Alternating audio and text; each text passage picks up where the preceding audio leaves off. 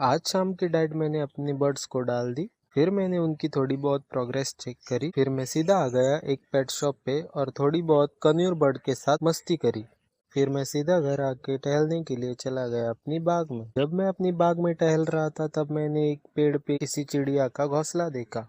फिर जब मैंने उस घोंसले में चेक किया तो उसमें तो 2 अंडे थे। अब ये अंडे किस बर्ड के हैं मुझे तो नहीं पता। अगर आपको पता है तो कमेंट में ज़रूर बताएं और वीडियो अच्छी लगे तो लाइक शेयर और सब्सक्राइब करें।